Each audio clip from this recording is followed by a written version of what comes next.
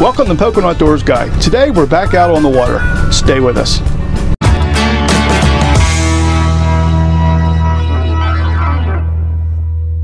Hey guys, on today's show, I want to take a few minutes to talk a little bit about the gear we use. You know, ever since we started this program, we've been getting lots of positive feedback and lots of good questions. One of the biggest questions I get is, how do you use the downriggers to trawl for stripers? So I'm going to try to go over that today and see if I can give you a few tips.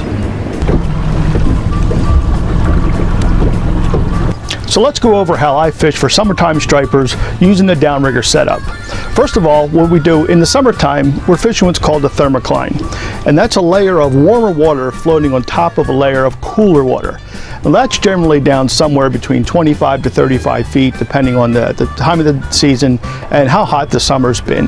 But generally, the stripers like the cooler water, so they're going to lay down low, probably around the 30-foot range or where that cooler water is going to be.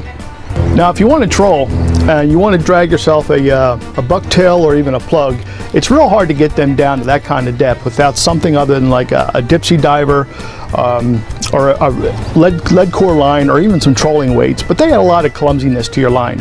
I like to use the downriggers, and I'm going to show you how we rig that up.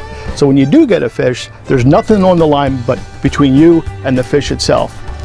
One of the big misconceptions when you fish downriggers, people actually think you tie your lure right to the downrigger weight. Well, that's not true. We use what's called a release. And there's a couple different kinds of releases.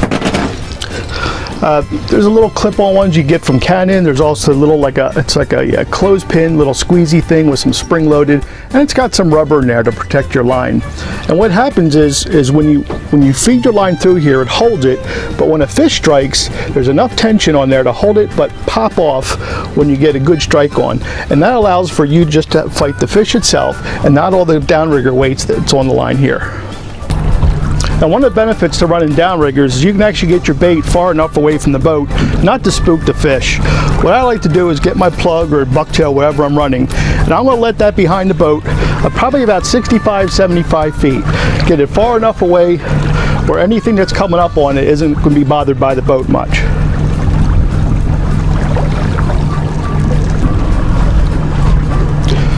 So after you let your line out about 65, 70 feet or so, next thing you want to do is actually attach it to the downrigger weight. So what you do is you grab your line, and again your release is just a little like a clothespin. You want to put your line in the release, and now you're good to get your depth going. What we'll do now is get it down. It looks like there's some fish marking around 35, 40 feet. We'll put this guy down about 35 feet and our bait will be running right at that depth.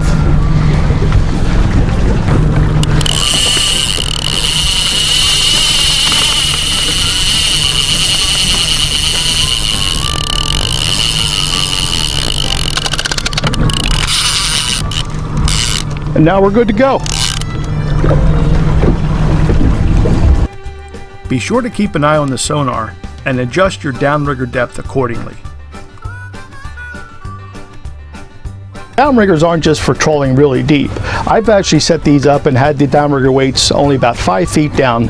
It's just a method to really control the depth of your fishing lures. If your fish are shallow but you don't want to have them right up on the surface, you can get these down right where you want them with pinpoint accuracy.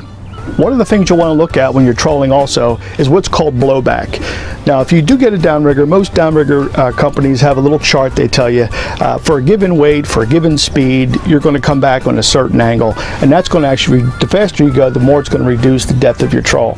So use the chart, understand exactly where you are as far as your depth, and try to get that lure exactly where those fish are running. Double check your sonar.